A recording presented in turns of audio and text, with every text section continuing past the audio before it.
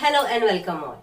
I hope my dear student all of you are doing well. Now today's topic is price elasticity of demand, and without wasting our precious time, let's start the class.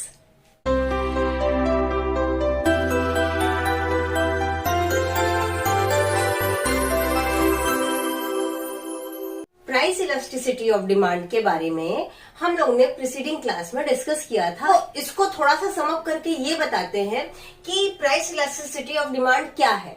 अगर elasticity of demand को price की measurement में हम करेंगे तो क्या होगा, तो इसको हम लोग परसेंटेज में देखते हैं। Percentage of change in demand of goods divided by percentage of change in its price. ठीक है, अब देखो प्राइस इलास्टिसिटी ऑफ डिमांड की जो डिग्री है ना वो 5 पैरामीटर पे है। ED is equal to 0, ED less than 1, ED is equal to 1, ED greater than 1 और ED is equal to infinite, है ना। हम लोगों ने लास्ट क्लास में ये सारे पैरामीटर जो degree of price elasticity of demand है इसके बारे में बात किया था। इसको बस एक थोड़ा सा जल्दी से सम अप कर देती हूं। Perfectly inelastic, less elastic demand, unitary elastic demand, fourth one is highly elastic demand जो कि ग्रेटर देन 1 है। ठीक है, फिर लास्ट है हमारा परफेक्टली इलास्टिक डिमांड। ओके, ठीक है।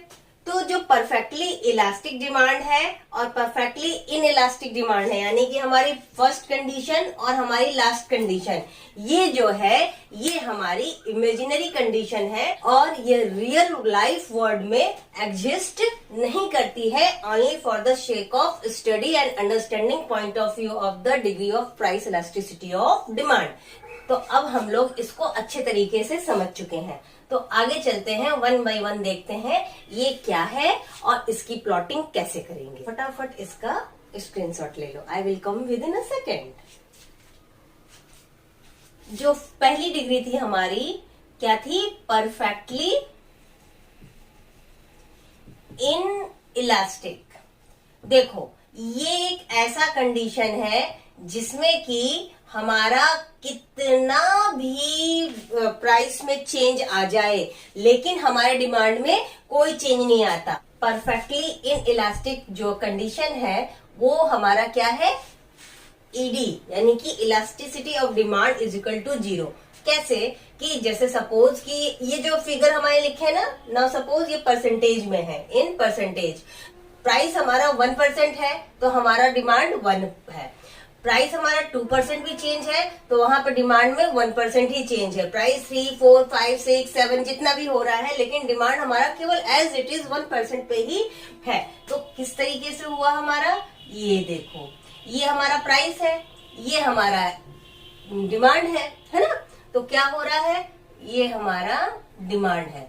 ठीक, तो हमारा जो डिमांड है वो कितना हो, 1, 2, 3, 4, 5।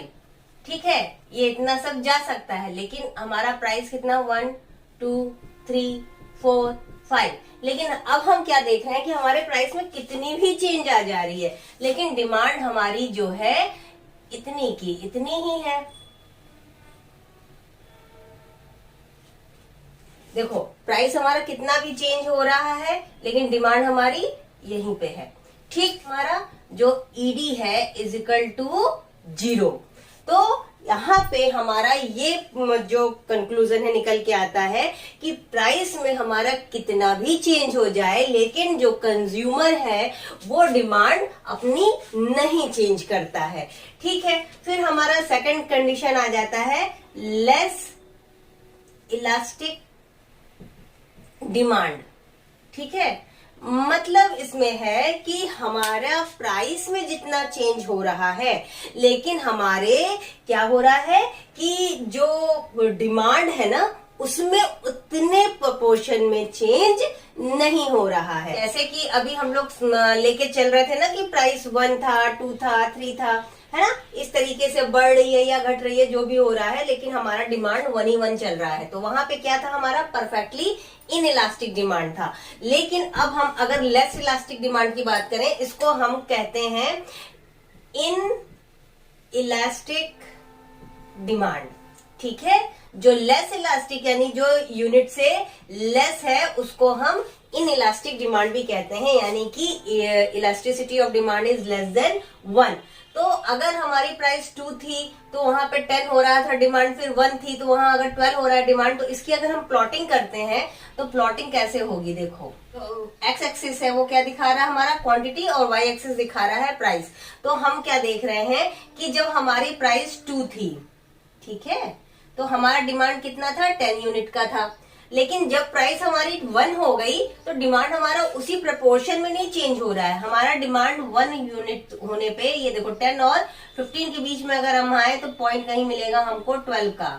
ठीक है, तो हमारा ये प्लॉटिंग कुछ इस तरीके से होगी। तो अगर हम इस प्लॉटिंग पे जाएं तो हमारी प्लॉटिंग में ये क्या निकल के आ रहा है, इस तरीके से। तो ये जो कर्व हमारा हो रहा है ये क्या हुआ, लेस देन 1। तो यहाँ पे क्या हो गया, that demand is the in elastic demand. जो डिमांड इन इलास्टिक है वो क्यों है, क्योंकि वो यूनिटरी लेवल से कम आ रही है हमारी।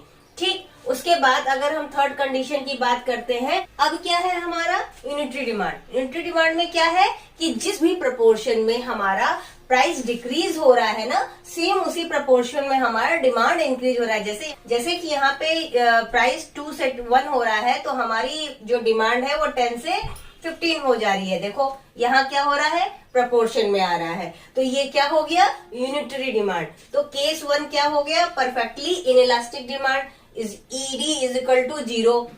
ठीक, फिर हो गया हमारा लेस इलास्टिक डिमांड जो कि कहा जाता है इन इलास्टिक डिमांड, वो हमारा हो गया ईडी लेस देन 1। फिर हमारा हो गया यूनिटरी डिमांड जो हमारा हो गया ईडी इज इक्वल टू 1।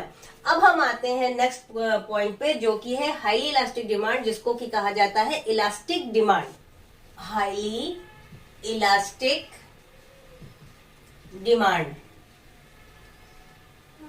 ठीक है, इसको कहा जाता है इलास्टिक डिमांड। यहां पे हमारा क्या हो जाता है, ईडी इज ग्रेटर देन 1। क्या है, जैसे कि मान लो कि हमारा percentage of change in demand of goods जो है वो 40% में है, और percentage of change in its price जो है हमारा वो 20% में है। तो हमारा देखो यहाँ पे क्या निकल के आ रहा है, 2, ये 1 यूनिट से ज्यादा हुआ ना। तो यही प्लॉटिंग हम फिगर में करते हैं। नाउ सपोज कि जब हमारा प्राइस 2 है और प्राइस 1 है, यही लेके चल रहे हैं ना, तो यूनिट यहाँ हमारा 10 है तो यहाँ पे यूनिट हमारा 20 डिमांड होने लगेगा, है ना। 20% जो हो गया वो इंक्रीज हो गया। तो इसकी प्लॉटिंग कैसे हुई हमारी, इसकी प्लॉटिंग हुई हमारी क्या हुई, 1 2 3 4, ठीक है, 2 3 4। अब जो क्वांटिटी डिमांडेड है वो 10 है, 15 है, 20 है, 25 है, ठीक है। तो अब हमने जो एग्जाम्पल लिया उस एग्जाम्पल में हम लोग ने क्या लिया कि अगर प्राइस 2 है तो हमारा डिमांड 10 पे हो रहा है, ठीक। अब प्राइस हमारी जब 1 हो गई तो ये डिमांड बढ़ के हमारी 20 हो गई, ठीक। ये देखो और फ्लैट हो गया ना, ये क्या हो गया, ईडी इज ग्रेटर देन 1।